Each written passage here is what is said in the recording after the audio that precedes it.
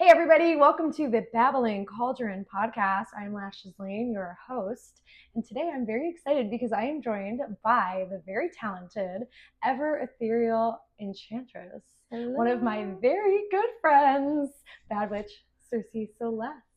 Thank you for having me. Wait, your eyebrows eyebrows new. The slit? Yes. That happened at Bros Night. Oh my goodness. If you guys are new to Cersie Celeste, you might not know, but if you follow Cersie Celeste on Instagram, you'll know that Cersei's a part of a fraternity. It's all a bit, really, but yeah, it's a lifestyle. They have Bros Night. Yeah, and before my rehearsal for a different show today, we actually all did slits in our eyebrows. See, you're a part of a fraternity. It's literal initiation at this point. Yeah, you're literally a part of a fraternity. Just something to keep me connected to my brothers. To your brothers. Bros Night. I live for the Bros Night content. Yeah, I forgot I did that actually. If you're not following Cersie Celeste for burlesque or steamy photo content, burlesque booty, it's got to be Bros Night. Bros Night. I think it should be a series, Bros Night, and it's with Karma and with Goldie, which I'll put their info in the description because they are fabulous performers as well, and they're your bros. Yeah, your brothers. Yeah, we're all a part of the brotherhood. Yes, for sure. And I think that happened during Fringe, which we will dive deep into later in the episode. Yes. Before we get started, okay, yes, I want everyone to get to know you a little bit better. I'm so blessed that I've gotten to know you and that you're one of my friends, and that you're someone that can drive in a car 4 hours and then 4 hours home, 8 hours. Yeah, it's an honor to be your friend. Okay. No, thank you. But I just want you to say hi to everybody. Tell them a little fun fact about you. Okay. A little Cersie fun fact. Yeah. So I'm Cersie Celeste. I'm talking to you / all of our friends here. Yay! I started burlesque almost 2.5 years ago. In a couple months, a little over 2 years ago, here in Orlando with the Burlesque Conservatory. That was my first time dancing in heels for sure. Wow. For sure. And then I've just been moving and grooving throughout the state since then. Everything just kind of aligned way better than I ever could have imagined, and then I got to meet people like you. Yay. So now I teach a little bit here and there, and I perform throughout the state, a little bit in Georgia, just shimmy and shaking for the people, so giving them what they want to see. It's what we want to see. It's what everyone wants to see. If you haven't seen Cersie Celeste perform before, you'll be amazed that she's only performed for 2 years. You've only performed for 2 years. Yeah. It's crazy that it's only been a short amount of time. You didn't have really dance experience before, aside from, you said, cheer in high school. I cheered at my high school that had a couple hundred people in it. Yeah. We did a little Beyonce choreo my senior year that I put together, but that was it. So she's a choreographer? For a moment I was. Wow. I've had my time or Put it two. on your resume. Write that down. And now you're doing choreography for students and teaching, which is really cool. Which is really fun because with that, I've gotten to, since I'm not a technically trained dancer, I like to call myself a mover. Yeah. So that's my thing. And I like teaching the classes because it's more about the energy and about the feeling and the emotion behind feeling your sensual self. And tapping into your feminine, your divine feminine, but also parts of your divine masculine, wherever you're at on that scale. I feel that's been more what I've focused my classes on. Instead of the heels and the choreo and hitting the notes, it's more about riding the wave of the music, which opens up a lot of opportunity for exploration, which I really like, because when you're learning to dance in heels, I feel everyone has their thing, and I think that if you're going to learn how to dance in heels, learn from Miss Foxy, someone who has danced everywhere and knows all of the right ways to move your ankle. Me, in some ways, I'm still a little baby Dia. We've come a long way, but I'm I like to just move and feel the beat and the feeling behind music specifically, and that's like kind of where I've taken it with the classes. Yay! So it's been fun. That's so beautiful. I want to take one of your classes. Please come. Sounds so wonderful. Yes. Do you have any in Orlando coming up? I am shadowing a class coming up soon, and so hopefully I'll have dates in Orlando, but I'm teaching a class in Tampa August 10th at Nightshade Studios, which will be a huge honor. Natalia Nightshade is like a world-renowned pole dancer and has a beautiful studio. And I've seen a lot of videos of the people that attend those pole classes and how they move and how they express themselves. So I'm excited to teach in a space where like I'm going to get to learn so much from the students. I feel like you always learn from them as well. So to have like some new faces in class, like every single time is a treat. And I'm excited to go to like a different city and be like, this is how I do it. Yes. So yeah, that's going to be fun. Yeah, that's August 10th. And then hopefully towards the end of the year, more stuff in Orlando. So you are such a busy star. I love it. Doing my best. You just like started burlesque, and I feel like you just became like such a moment, such a vibe, because you're so confident. When you step on stage, it doesn't look like you're new.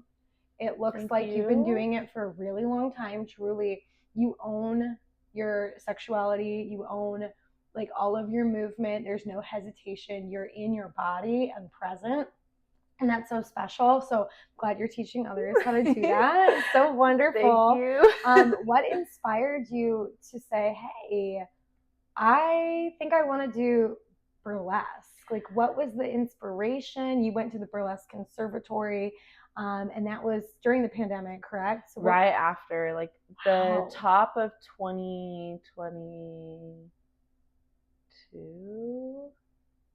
Yeah, so it was right when things were kind of still like coming up, opening up. Oh, okay, cool. Yeah. So you got to go to live classes. Yes. We were still wearing masks and everything and following like protocol then. But yeah, we were the first class to like do the whole stage graduation actually, because when the Burlesque Conservatory first started, as soon as they began their first class, actually is when the pandemic happened. So everything switched to virtual. So it was really, really cool for that to be like my graduation experiencing, especially at Me Theater, because that's like where so many of us, that's like our home base. Mm-hmm. So it was really cool to feel like that energy and presence that's like been like simmering on that stage from everybody. It was really, really nice. But yeah, so I dabbled in pole like a little bit, because my best friend, hi Bruce, because my best friend was and is still like a lyra artist. And so my job schedule changed, my night shifts were shifting, and my best friend / roommate Caroline was like, we should go to this class. I've been really wanting to go. She had actually taken an online burlesque course before I did. And I had no interest in performing. I didn't really see myself like that at the time. Tables turn. I really didn't. I was just like living my life, and I loved a good like lip sync video. You'll still see those pop up every so often. So I was like, okay, like I like to feel myself. I really like music. I like to dance, but I've never done anything like this. So Friday night we went to Miss Foxy DeVille's heels class. And then 2 weeks later, we went again. I felt like I picked it up really well. And then that's whenever I started the Burlesque Conservatory. And I think the moment I stepped in the choreography class, like I just kind of knew something like shifted in me and felt just like correct. So amazing. I just kind of followed my gut from there. And I was like, I didn't even really care if it went anywhere. I just didn't want to stop feeling like that, because it felt like I was like connecting like to my higher self. It felt like more than just moving around. It felt like a very like spiritual experience for me. You know what I mean? I know like exactly what you I just felt like my whole like demeanor just like shifted. Like my whole perspective on myself shifted like after that first class. So I was like, I want to keep doing this. And then through the BC, we talk to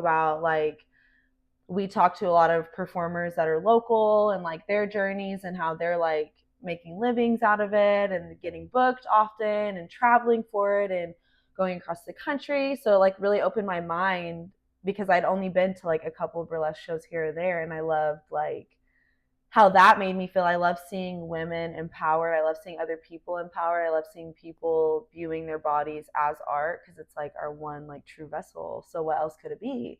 And so I just felt really inspired, and I'll never forget during my 101 graduation, I had my little cowgirl hat on. Yes, cowgirl. And everyone's like so nervous because like some of us have like performed in theater, some of us have like, but I had never done anything like this. I'd never gotten naked in front of people. I was always like the most naked one, like in general, you know, like I would always be the one that like loved a crop top. You know what I mean? Like I show the legs, the belly, the back, the arms, everything at once. I don't just choose one.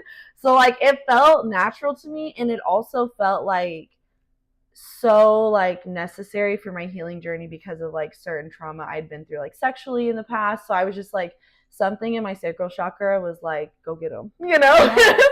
And so I remember looking at Miss Foxy DeVille and her like checking in on all the students. She's like one of the head professors and like runs, the Burlesque Conservatory, Foxy's Den, Big Bay Move Collective, all that, y'all know.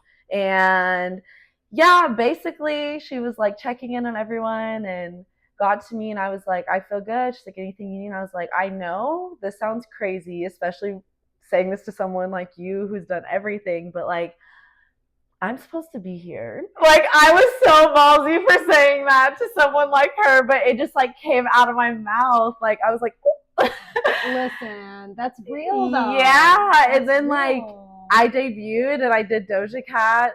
Wow. And I was like, I don't care. I'm just going to keep going to the classes, and like, I don't care if I get booked anywhere. And then like, sure enough, like it just all aligned. And like literally a couple months later, I'm like debuting as a Bad Witch Burlesque, like performer, part of the coven.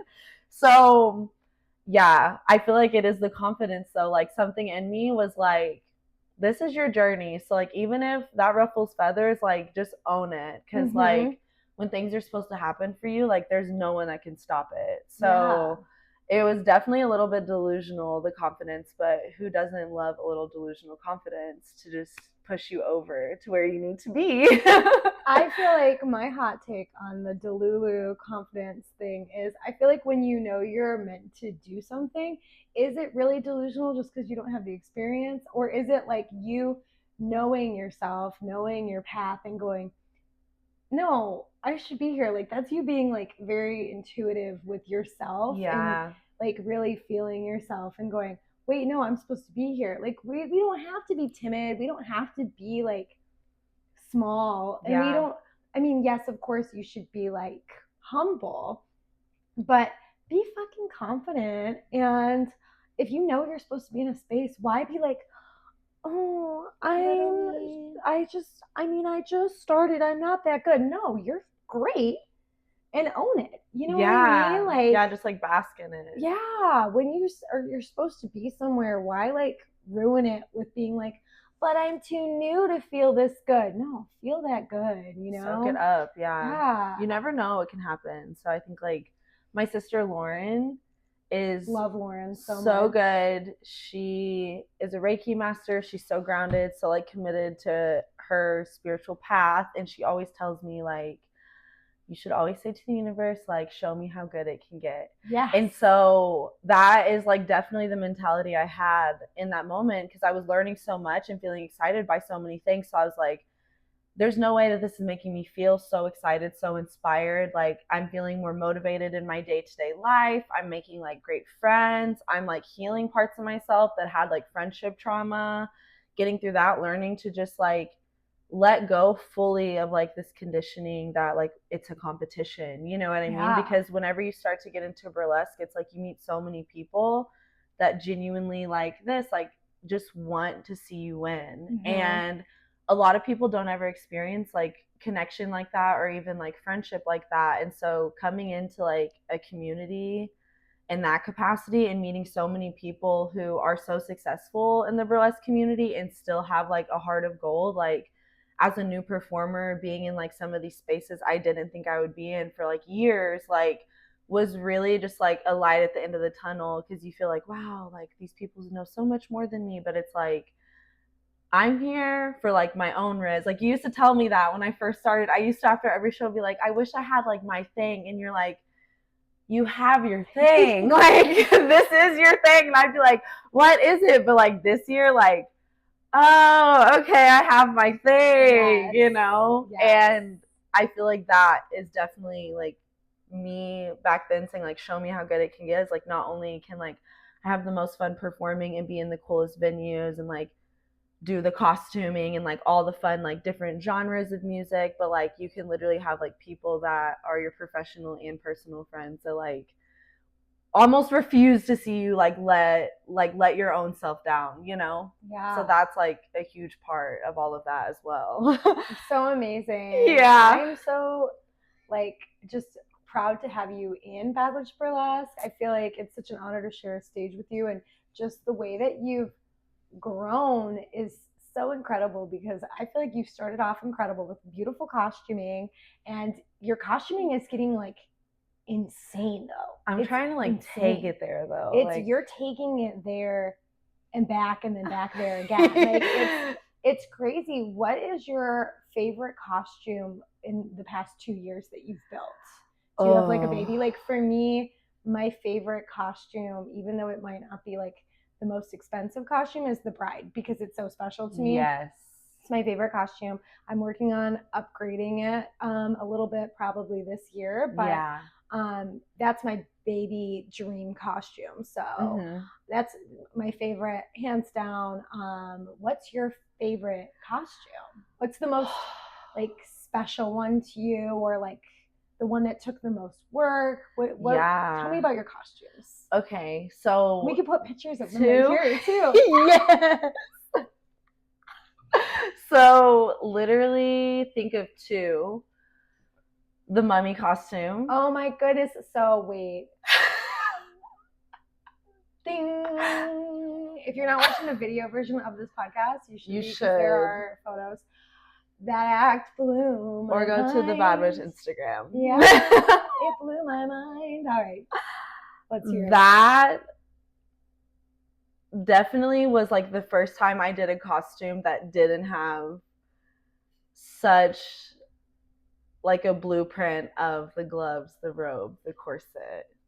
That was like very off the wall for me to do, especially like, even though that was only like less than a year ago, like back then even, I would just like had never even thought of anything like that. And it was like for your show, and I'm like, what can I do that's like different that I haven't done before? So like the hair reveal, the way the dress came, that costume, like hand sewing all the gauze on the dress, sculpting the dress, that was insane. Was that the one that took the longest?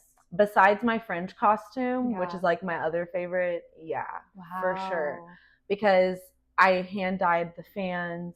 That took forever to get like the shading right. Then like sewing the dress, hand dyed all the gauze because they were like bright white, and I wanted them to have like this aged effect. Then I was like, how could I make a mummy Cersie, which is like very much like glitz glam, like often like sex, you know? So I'm like, how can I still give that version of myself within this? And then I was like, as I'm unraveling, I'm like reviving as this hottie Cersie. Yes, like she's revived. And and I felt like because like the mummy costume was like so different for me, it felt like kind of like that at that point in my like journey too, because I was like trying to like reach a new level of confidence, I think too, with just like, I remember right before I went on, it's Closer by 9 Inch Nails. I like cut that down a little bit for the song, of course, iconic. So like the very beginning part of it, I never forget, like I'm about to go on stage and I start like walking out like a mummy, and I was like, who am I? I would never do this before. She's a theatrical. Yeah, she's an actress. She's an actress. Oscar goes to Cersie Celeste. And it was just like, I was like, what am I even doing? But it felt so right. And ever since then, I've been like, that costume and that moment of my life just like once again altered my brain chemistry and expanded like who I remembered I was like as a performer. So that was cool. And then the other costume is definitely my fringe costume. Yes. Let's just go into talking about fringe because I wanted to get into this. Now that we're into costuming. So you were in the Masquerade of Red Death, Big Bang Boom Collective. Yeah. Their production for Orlando's Fringe Festival. Yes. It was, how many nights did that show run? It was a 2-week-long festival. And then our show specifically, we had 7 or 8 runs within the 2 weeks of the show. I think it was 8, including the press stuff. It was sad. I personally was not able to come, but I saw the photos and the videos, and I cheered you guys on online. Yes. And I did have the sads that I missed that beautiful production because it really, I know that it was amazing. I've heard all the feedback. I watched some video, and I know that seeing what I saw online is nothing compared to what it was in person. Tell me about your experience. You hadn't acted before. You said you didn't have a professional dance background. Stepping into Orlando Fringe, doing a lot of group numbers, heavy choreography and acting. You killed it. I know it. I saw proof. You killed it. And we talked about it off camera, but tell everybody about that. Tell me about it. That was such an experience. Like, that show was another moment that I think like shifted for everybody involved, like what burlesque like has the capacity to be. Because it was just so, we put so much of our heart and soul like into that show. And it was cool because it was a group of people who have all performed together, but like connecting in that way was like different. Yeah. I've never gotten to do any type of burlesque work where like, I have done shows like for Foxy's Den, we do rehearsals and there are group numbers and things. So I was familiar with that, which was good. And that definitely helped. But yeah, the rest of it, I don't even think I realized like that I was going to be like acting in a sense until like right before, like when we're doing our final, and I'm like, oh, like I need to be in this, like emotionally, spiritually, like selling it. So that was like definitely one of those moments where like I had to choose, like, you know, sink or swim. I was like, I cannot get in my own way when it comes to this because it's such like, that was like a dream of mine. Like I couldn't even like think of something like that like for myself at this stage in my burlesque career. So the way that it all worked out was really good. And it was just like an insane place to mentally push yourself to do burlesque like at that capacity. So it got better and better with each run, of course, because there are little moments and like we all found our flow, like backstage setting up everything, and the rehearsals were like super crazy. They did a great job of like getting like all the content and like capturing the moments because it was such like a special thing. But yeah, I never would have imagined that I would be doing an Edgar Allan Poe story. Like, of course, I feel like Cersei's so expansive and Cersie like encompasses so many different like beings. But like, if you would have asked me 2 years ago, like, yeah, do you think that you could be doing like a show in front of hundreds and hundreds and hundreds of people on the thrust stage and performing for an hour straight, like, multiple and doing nights. A solo in between it and working at your full-time job the days that you don't have shows and making a skirt 2 a.m. the day of the press run, like, oh my gosh, I forgot this detail. Like, you're a superstar. It was life-changing. It was so great. It was definitely like, there was like a pressure that I placed on myself though, because it's a remake of a show that they'd done before. And then whenever I like did my research and found out who the cast was before, is like so many people that like we've all looked up to, like paved the way, like, and made burlesque so accessible, especially to a performer who's so new like me. Like, the way that I was able to come into burlesque is not like everyone's experience for sure. Right. You know, so I always was like, I want to give props to like everybody that's come before me. And that was like, Frankie Markstone was the White Room before I was the White Room. And I was like, oh my gosh. Frankie Markstone, if you're listening and you don't know who that is, Frankie Markstone is like burlesque Florida royalty. Literally has done, and just like such an like Frankie encompasses so many different beings in so many different aspects of burlesque, so many different types of burlesque. Like, it was such an honor to be like, yeah, I'm like following. And of course we had completely different visions, completely different takes for like the same thing, which is like the point. Everyone has their own like idea, but it was just like such an honor to like be on a stage with people who I looked up to whenever I was in BC, and then to be on a stage with them, like cast with them, doing a group number with them, like so soon. It's just like I'm looking around and all I'm like, I could start crying now. I'm just like, this is my literal dream. Like, you deserve all of it. Everything. You work so hard. So thank you. And you're so sweet and kind, and this was meant for you. Yeah, it was an amazing experience. And then too, just to like, I don't know, just to, as a soloist in that show, I expressed myself the most Cersie ever. Yeah, like, you were telling me it like changed the way that you are looking at yourself as a performer now. Changed, because whenever I'm sitting there and I'm like looking around, I'm like, the way I connected the room, which my room was old age and I'm 24. So I was so excited that the producers trusted me to like carry this vision and like fully embody, and like the whole message was that full on confidence. Like, you literally never know what can happen. Like, whenever you reach old age, like, you've learned your lessons, like you're at peace, you're done caring about other people's opinions. So like, what does that look like for each individual, you know? So it was so cool because I wanted to give that energetically, especially, and I realized like halfway through the only way that I could deliver energy wise, which is most important to me, was if like I just let all the walls down up here. Yes. And that took a lot for me, especially because I have a thing with like being too sexy, like, and I don't know, you hear like feedback sometimes, and I was just like, I think that the only way for me to continue my journey as a performer and to continue like growing the way that I want to is to be like, it can never be too much for the right person. And at the end of the day, it's art. So like, I just want people to feel something whenever they see me perform and ask themselves some kind of question, whether it be like, is that something that I want to do? Or like, when's the last time that I moved my body that way? Or when's the last time that I looked like I felt that good, you know, in my body? Like, sorry. No, you're okay. You're just so beautiful that I can't believe. We're all gasping for air. Your insight on this is, I just started literally trying. I love having that effect. So sorry. No. Yeah, I love that. It's definitely life-changing.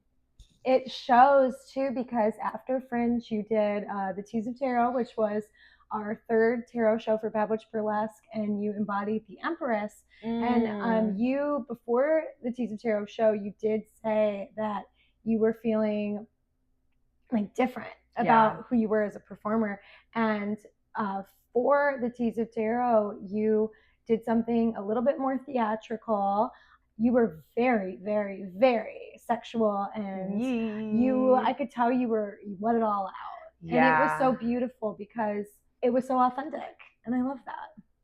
I think that's like, first of all, thank you. Yeah, I was nervous about that one too, because I know. Coming off of like doing the same show over and over and over again, and like my brain was like Fringe for like months, and then being like, oh my gosh, like I left so much on that stage just then, like now what is like next for me, especially since I felt such a big change. So I really appreciate you like giving me the space to express like that, because I was just like, in that moment, that was exactly what I needed, is to just like let loose. Oh yeah, and that's why I feel like the tarot show is all about like picking a card and just being authentic and making art, and for you to be able to be your authentic self and show a new side of you after you had this like crazy experience. It's so cool, and I'm happy you could do that as the Emperor's card. It was so awesome.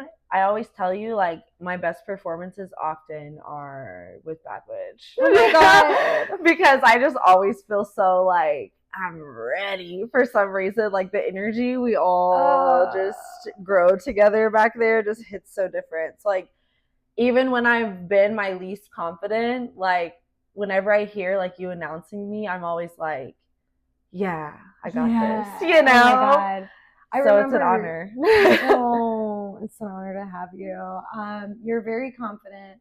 You're 24 years old, which is just so amazing because I'm 34 years old and I'm so like, it's so cool that we're like just buddies. Literally. And we have this like 10-year age gap. Like there's a 10-year-old between us, you know? But it feels like just one day. Yeah, literally. And I think that's just such a cool thing. You're so like in tune with yourself and who you are and your sexuality. That's how I wish I could have been at 24. It's such a cool thing.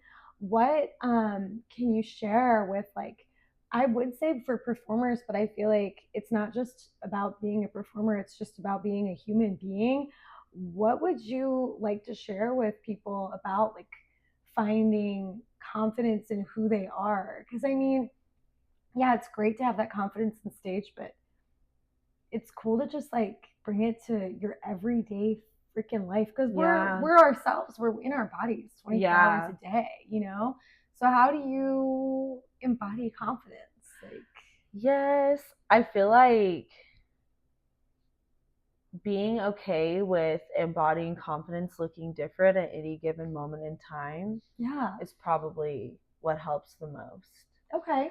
I think like some days something that might make you feel confident, like some days your body requires you to be more gentle than others. And I feel like some days feeling confident for me means being on a stage and in a G-string and pasties and like shaking my ass violently, and that feels so good to me. I feel so confident. But some days the idea of that is really overwhelming. Really? You know? Yes. Wow. Because like it's just a different part of me that I access, you know? So it's like I think it is most important to find the confidence like as Claire, you know, before trying to fill in like this confidence with Cersie. So like in my everyday average like Hannah Montana life, it's like finding those little moments with like friends, loved ones, and giving myself like more grace than anyone else, which is not always like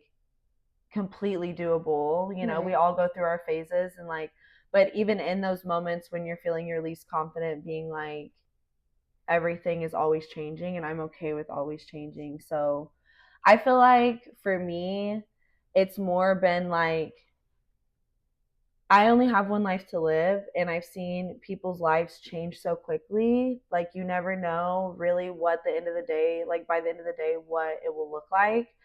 And I feel like especially with like how we're living in our world today, like of course burlesque has helped me become more confident 1,000,000%, but as like a citizen in this country, you know, like without even like taking it there, it's so important to just be like, you never know what can happen. Why not just live my life exactly the way that I want to? Like, I think I went through so many things like at an early age where like my safety was like my concern, or I felt very like I didn't like see myself, or I felt like I was always looking through myself.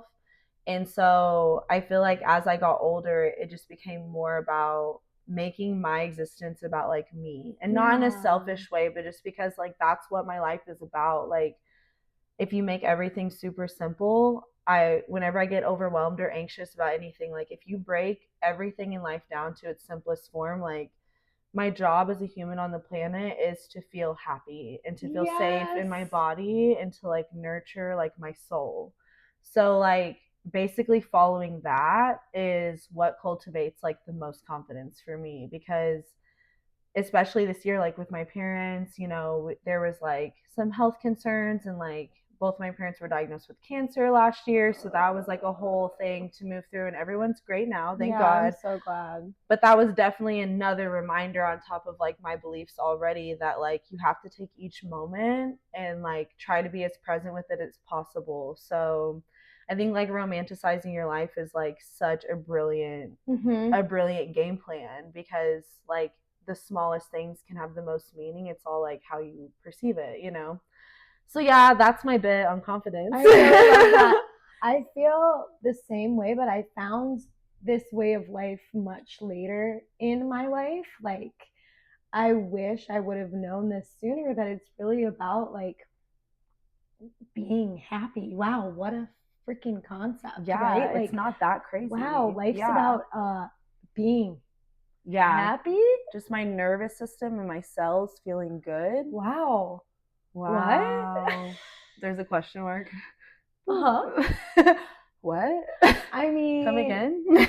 Yeah, for me, like personally, I feel like I was stuck in like such a like fight or flight mode, and my nervous system was so effed up from that, because that was like my experience with like just living, was like always feeling like, and my nervous system was shocked. And I went years, and I feel like after I got sober, that's when I started to kind of like personally find that kind of like, wait, it took a little while to like balance after that. But once I started balancing, I was like, shit, you just have to be happy. Yeah. So like when I hang out with you and we get to spend time together, I'm always so inspired, because you are like such a light and such a confident human being that I'm like, thank you. Dang, you just gotta go look at the stars and enjoy like the sunsets and feel some grass. Yeah, there's literally no wrong choice. Like if you have that mentality in your life, like I am a co-creator of my reality. Like so whatever I say goes in this lifetime. And like I could choose this way. I could have chosen to be a burlesque performer. I could have chosen to not be a burlesque performer. But either way, it wasn't wrong, you know? So I feel like whenever you know you can't lose, and you just remind yourself, like, even if things look the worst they've ever looked, like, just find the lesson and find the opportunity for like growth. Like let yourself be where you're at authentically. Don't do the like toxic positivity thing, because none of this is linear. And I feel like that's also what would keep you like out of ruts sometimes, is like when you are at your lowest, understanding like everything comes and it goes. Like it's all of an energy flowing. Like, so you can't have it all at the same time all the time, you know? But yeah, I feel like just understanding like, okay, like this could be the biggest decision of my life, and I could choose to dive into it or walk away from it. And either way, like my life still has meaning and value, and I still matter, and like the world is still going to be turning. So we can all relax and just shoulders back and keep it moving. Just enjoy our time on this floating rock. Because it's literally that. It's kind of funny. Yeah. Isn't it weird? Like, think about it right now. We're like sitting on a couch, right? In like a weird box attached to other boxes on like a floating like rock. Yeah. It's so weird. Yeah. I'm glad I get to float on this rock with you. That's like the greatest. So great. It's just crazy. That's my good karma for sure. Same. But it is crazy. It's like those memes where they're like, nothing is real, and then like the guy's like crying on one side and the other guy's like looking at a rock wall, and he's like, nothing is real. Like, it's just taking it and making it like a good thing. You know? And I think too, like what you're saying earlier, I feel like you talked about like being present, like that is also like, because in each given moment, it's like if we're thinking too far ahead or too far behind, it's just like that creates so much confusion, especially with like everything we're navigating like as a collective. Like it's so important, I feel like, to stay as present as possible and just like focus on how we can like continue like keeping ourselves afloat with confidence, so we can like move forward. You know, I feel like that's so true with performing too, is like if you're not present and in your body on stage, it shows, because you're like, and in 1 second, I have to take off my glove, and I'm taking my glove off, but after my glove comes my corset, and I'm freaking out because I forgot my steps, and 5, 6, 7, 8. And that versus going on the stage and being like, I really, really know this music. I know there's a couple things that I would like to hit. If I have choreography, I know where I'm at. But once again, there's no wrong choices here for the next 5 minutes. Feeling it. There's no wrong choice. So if I want to take off a shoe and that's it, and lick it, because I know there's no wrong choices, everyone's going to be like, you were that fucked actually. That was great, you know, because I knew there was no wrong choice. Thanks for spoiling it, because my next act for Hex Appeal, September 7th, I'm actually just taking off one shoe. I'm gonna lick the shoe, and then I'm just gonna hit corpse position, like yoga. Thank God. For 5 minutes straight. And that's it. And that's fully correct. Could you imagine? That is your art. I'm not doing that. But like, please do. And who's to say you couldn't? Right. I love the strippers that eat the pizza. Like, they're just eating pizza. Thank God, because why should you ever have to choose between anything? Right. You know? Have your pizza. And but if the pole gets greasy, that's not the moment. But like, I mean, depends on what you're trying to do on the pole. That's true. A little slippy, baby. Little slippy pole. Now, are you still pole dancing? No. Okay, same. I was like a 101 girl, and then I stopped poling. I like got a little bit off the ground, but like pole is definitely something that like got me so strong.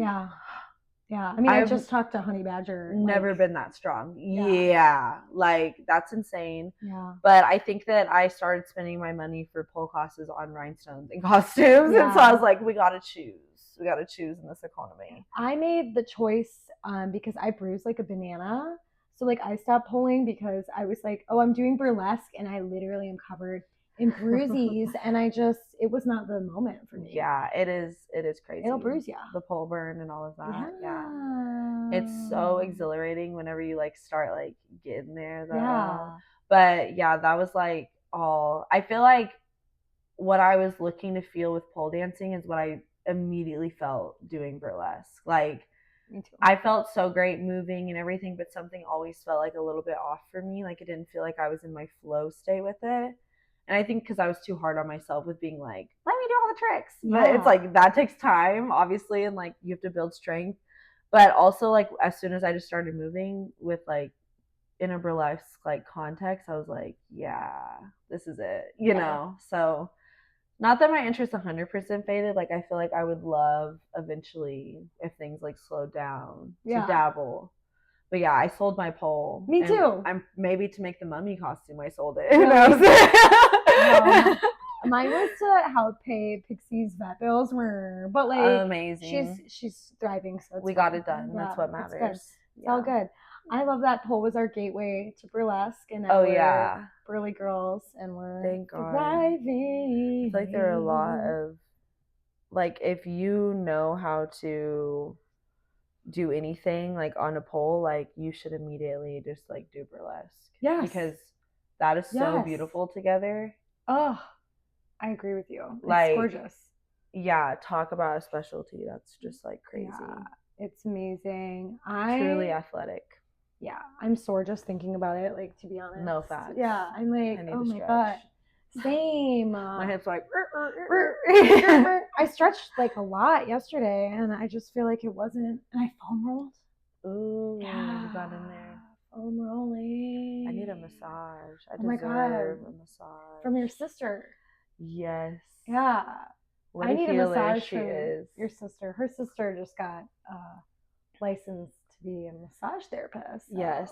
And she's a Reiki healer. I'm like, can you do both at just the same time, please? Forever. Zap me with your love. I talked to your sister in the kitchen at your house, and she healed me in like 5 minutes of just being like, every time. And I'm like, wow, if that's what you can do like in the kitchen, if that's like just your kitchen energy, what can you do?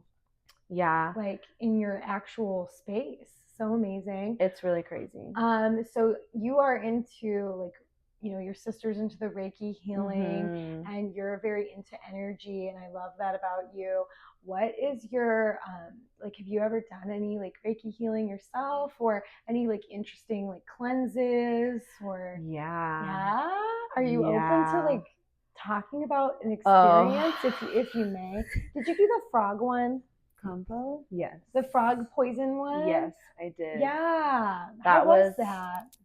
That is such a sacred medicine. Yeah. And it was an honor to receive.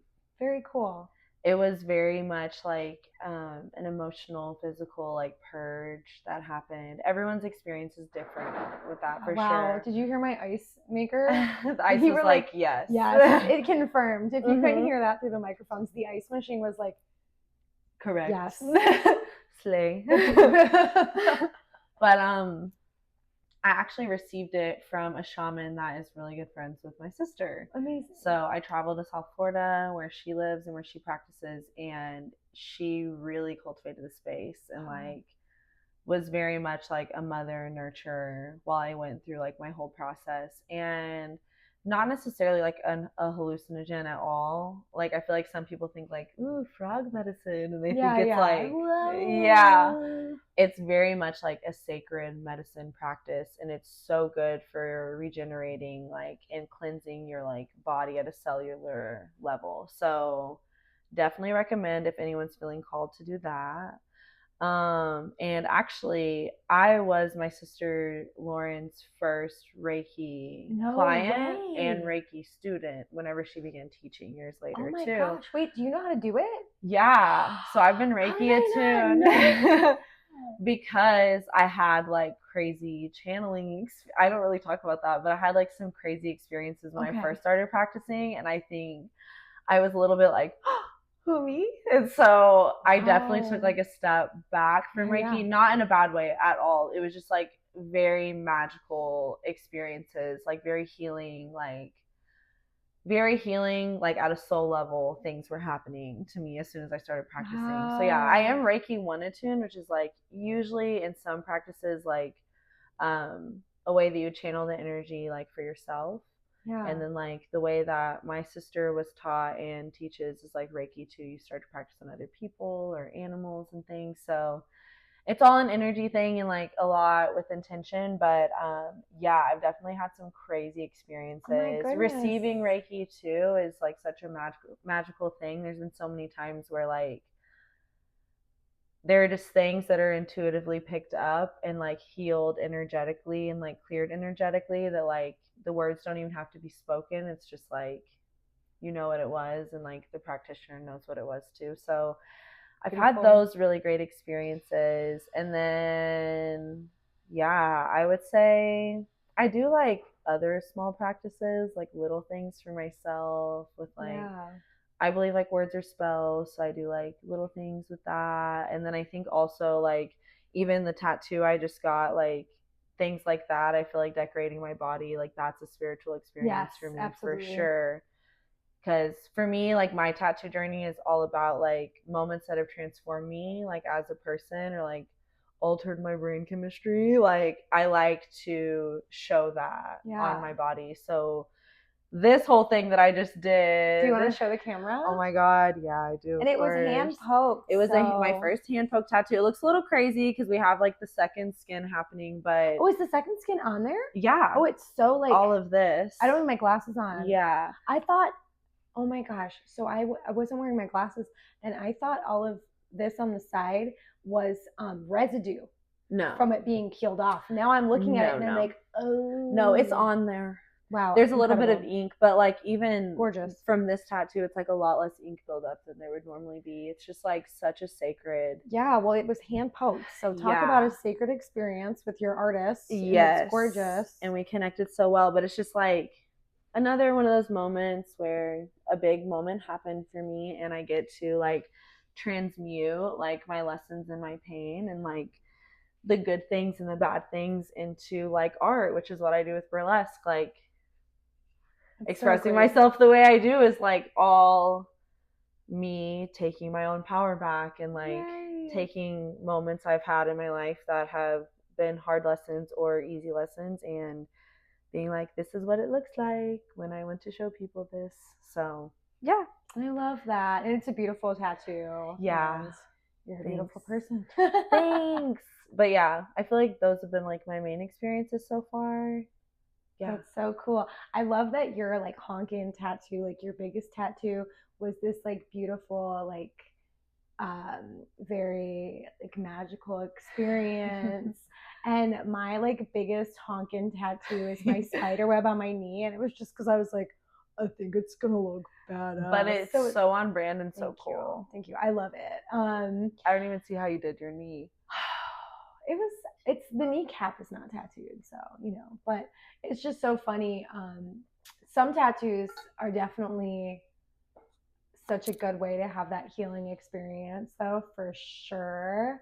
And I feel like when I get my arm done, when I get my this covered and then get my arm done, that's going to be a very healing experience for me, so for reasons that we can talk about off camera. Yeah. But I'm just like very excited, and I definitely like when it's done. Like I feel emotional when it's done. I will sob. Release.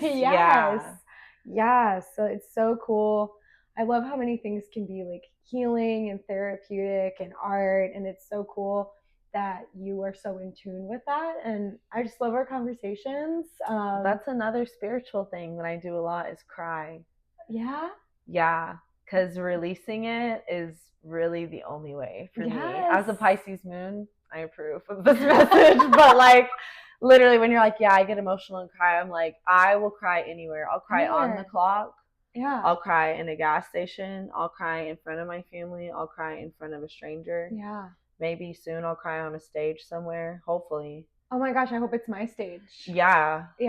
Just give it to them. As long as it's like that's good. Yeah. Just don't cry because like you twisted your ankle. No. It'll be good, like emotional release. Yes. Cutesy. My nose is red crying. Yeah. But I feel like that's a spiritual practice that's not talked about enough. You're just so right. Letting yourself feel. Have you cried after a burlesque performance? Yes. Yeah. And for good reasons and bad reasons. Same. Yeah. If you're a newer performer or an older performer and you're listening to this and you feel bad about your performance and you cry afterwards, just know that no one knew what you had planned. And everyone ate it up. Ate it up. Yeah. And you still got paid. You still got paid. Even That's if you fall, like I knock on, hold on now. Yeah, knock on all kinds of wood. I've almost ate shit a couple times and fallen. I haven't fallen yet. Yeah. But I feel like everyone does it once where they fall in their damn heels. What do you expect me to be perfect? Or they trip on something or like whatever. Like I agree. And if that happens, like you might want to cry. I would not recommend it. Well, unless you need to, right? I mean, if you want to cry. But don't feel bad. But don't understand. Yeah. Feel like a baddie while you cry. Yeah. You did that. You fell and you got paid. Yeah. And people tipped you. You got back up. Yeah. And you got back up. Put that on a shirt. Yeah, please. Yeah, you fell on stage butt naked in front of a room full of people. But you got back up and you did get your check. And that's all I'm got saying. Paid. But yeah, I've definitely cried for good reasons. Yeah. I think the bad reasons are mainly because it's like, you have that inner worm in your brain that's like, and you're like, the parasite, the freaking parasites. Yeah. But definitely a lot of times that I've been like so proud of myself that I've cried 100 million%. Oh my God. Yeah, I have cried for good reasons after an act, and I feel like that's the best. Yes. Because you're like, I did that. Yes. I always cry after Spooky Empire, Spooky Empire shows. For sure. Yeah. Those are special. They are special. And you have done Spooky Empire twice and let out your horror queen. And your last performance at Spooky Empire's fall event last year as Akasha, I feel like everyone in the audience, and I will say this out loud, and I will say it a million times. I can't wait. Everyone had to change their damn panties after your act. God. They did. Because you were Akasha, you had the rose petals, you were so sexual. I feel like that character, that rose petal scene, like that, everyone's like, explain your sexuality, like describe, and they're like, the moment you this felt is something. The moment, like for sure. And everyone was watching you and everyone was like, ah! And it was like just the hottest thing. What was it like embodying that character? That was terrifying. No way. Because like I was not someone who did like I'm not I wouldn't call myself like a storyteller. Yeah. You know what I mean? Like a story is told with everyone's art, regardless of if that's burlesque or not. Yeah. But I wouldn't go into a space being like, I know how to tell a story without speaking, because like that is an art in itself. Yeah. And it's such an iconic staple. Like just with like empowering like women in film, especially during that time, but also like for a place like Spooky Empire, like that film, the way that she pulled that off like was so iconic. The soundtrack iconic. of Queen of the Damned is a staple, like a household name. A coffee table decoration. Literally. Yeah. And so it was like nerve-wracking because I knew too, as someone who likes music, there are times where, and as a new performer too, it's so easy to move to every beat because I hear so much. Yes. And that was a song that I knew for a fact. Like, if you're moving too slow, you were probably moving like 2 times too fast, is like my mentality with that. So that was crazy to just do a whole lot, like to do less. Yeah. So publicly. Like that was one of the first times I walked onto a stage and was like, I'm not trying to move around for you all. I'm standing here and my essence is going to be felt, and then I'll take off my bra and then I'll leave. And that was like what it gave, you know, like just great.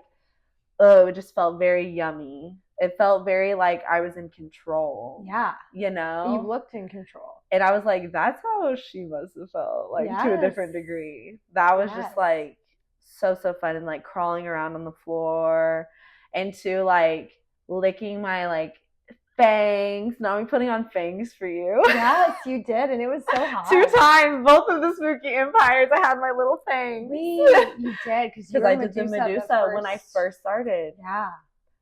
That was crazy too. It was. You were pretty new to burlesque, and I think there were like, I don't know, there were hundreds of people in that room. Yeah. And last year, I think it was even more. Like, I don't even know how many people were at our spooky show last year, but you ate it up. Yeah. Akasha was there for real. It was so beautiful. I hope to bring that act back. Oh my gosh, well, spooky season is approaching. It's coming. I need to market myself. Want it? I need get to those get it pictures together. Out there. Say, hey.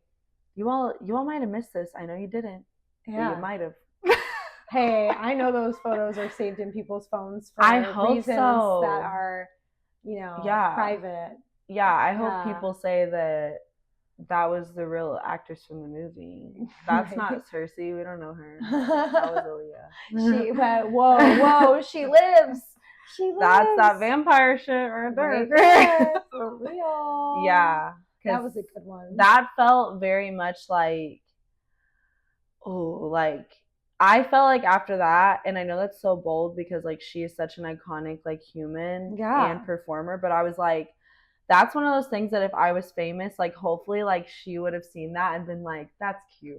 You know what I mean? Like not like, oh, like not even eating it up in that way, but just been like, that was cute, you know? I feel like if she was still on this earth, you like in an alternate universe, you could have tagged her on Insta, and like enough people would have commented. Maybe she would have commented a fire emoji or something. I could like that was like my goal, is just to like also like honor that, you know? Yeah. You did a really good job for real. It lives rent free in my mind, as do many of your performances. Just stellar. You know, it's good when I'm listening to the songs after. Like, I'm like, you're so good. I love everything you do. All right, so I just looked at the clock, and we've been chatting for about an hour, which is delightful. Yeah, it feels like 3 seconds. You guys should have, like, if you were flies on the wall for our drive, because I was in a show in Tallahassee, the Pinup Power Hour, who our friend Indy Sinclair produces, and they put on a great show. But I needed a driving buddy, so Cersie went with me, and we spent the 4 hours just yapping, and it was just so wonderful. We stopped to pee once, and I just have to tell the whole class that we did not stop to pee on the way home. We didn't. And I'm proud of us for that. And I'm also proud of you because you literally were like, take a nap, sweetie. Yeah. And I was like, and I was so like happy that you felt comfortable enough like to sleep like in the car on the way back, you know, because like that's how you know that like you're really good friends with somebody if they can fall asleep and feel safe. Yeah. Like, I was like, oh my God, because I was on the phone with my sister the next day and I said, yeah, the way back, Cersie took a little nappy nap, so I was trying to play music, but I didn't want it to be too loud because I didn't want to wake her up. And she was like, oh my gosh, how'd you stay awake? And I said, just, you know, I just focused and I had a lot of caffeine. Like I like driving. Yeah. So it's no big deal. I said, I'm just really happy she felt safe enough to take a little nap-a-rooney because you needed one. You were so, like, you were sleepies. I think I literally worked like 16 hours the day before. I think you did. With no food. Remember? Yeah. And I like brought. Someone report that. I vlogged that day and you're like in it for like a second. So if you are watching this on YouTube, I'll put the vlog like in the corner. But I brought blueberries. I brought those loaves, and then snacks. We ate that whole bag of chips from Whole Foods. That bag of chips did not stand a chance. No. We ate those protein balls that I ordered. Yeah, those were good. Yeah. You always have the healthiest snacks, which is good because then you don't feel like after. With the drive, man, I had to. Yeah. So to wrap up this episode, do you mind sharing with everybody what your goals and dreams are? They don't have to be burlesque related or whatever you're focusing on. Like, what are you working on? What are your goals? What's the future look like? I mean, it's unknown for everyone, but like, right. But like, what's your vision? I feel like for the most part, my goal is to feel like to center pleasure more in my life. Yes. In a sexual way, of course, but also not. Of course. But even just like in general, like moments like this, like this is so yummy. That was like my word for the year was yummy. Love that. That's my word the whole year. So like just in general, my focus and my goal is to do more of those things that make Claire happy, centering Claire while Cersei's running around the whole state, you know, and making sure I'm grounded in like myself is like the main goal. And then I think like burlesque specific, I don't necessarily want to like travel more at the moment. I travel a lot. For me, that's like I'm at a good spot with like what my capacity is at this point in time. But I think like costuming wise, there are definitely some like new fun creative things for Hex Appeal. Ooh. That is going to be something new for me for sure. Oh wait, so, like, I'm doing something super new for me too. I'm so excited for that show. But just like working with like bigger, like how can we like take it there even more? Especially since I've had a mental shift within myself, especially after Fringe. It's been like a journey, the whole like cultivating the confidence.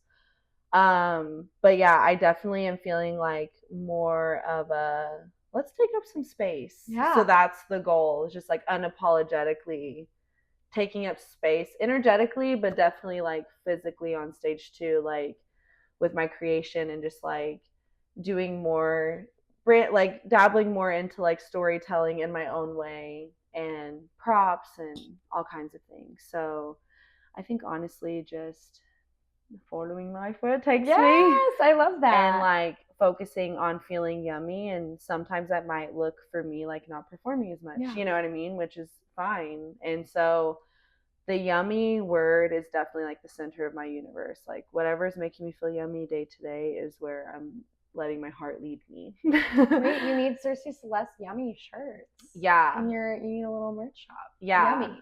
Yes. Love that. And it's just like my legs. Oh my God, yes. Yummy. Yes. Yeah. So that's really it. Not very specific, but I'm also just like I love that though. It's a vibe because you never know what the future holds. So like keeping it like just a vibe. Yeah. Beautiful. I get so like, oh, I have a goal. I have to get there and it has to look this way. So recently I'm more just like, your goal should be to learn how to just exist and not feel like you need to do more. You know, like give your nervous system a little breaky break.